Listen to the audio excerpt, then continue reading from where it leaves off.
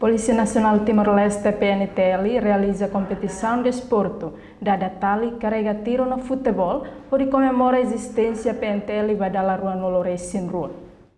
Atividade de esporte dada tali ne halau ia Centro Formação Polícia Comoro Dili. Quinta-feira, Loron Rua Noloresin hat, Fulan Março Tina ne. Comandante CFP Superintendente Arquimínio Ramos Ateten. Atividade de esporte ne. Continuação de competição ne behahu ia Loron Sanuluresin Walu. Fulan Fevereiro Tina ne ho PNTL Cup.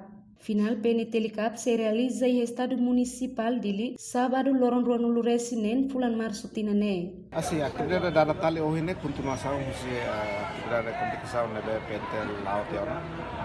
A rua dia 8 de fevereiro de Libano está no PNTL Cup, agora lá da Rau. Torcida semifinal, sábado, todo local, final é Estádio Dili. Nebe sábado, todo final da futebol Estádio Dili. Hoje da Natália. Competição para tiro feminina FFTL no PNTL, Lauteona Horsek. Será nebe manan primeiro, segundo, terceiro e até na Horsek. Para futebol yang sábado, dada tali o hinkenas. Kompetisi ba tiro ba ofisial superior sira aban EPT.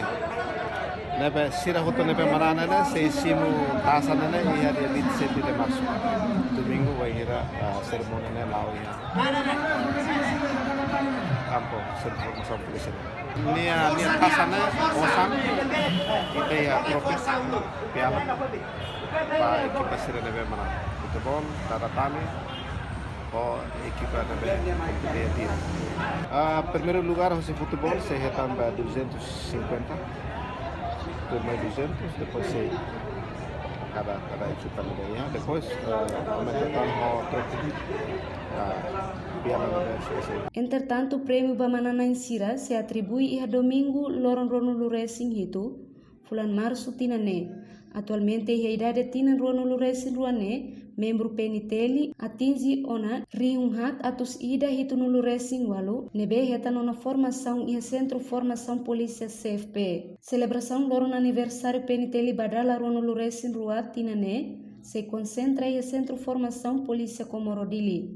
Reportagem Dirce da Cruz, Televisão Timor Post. Atum!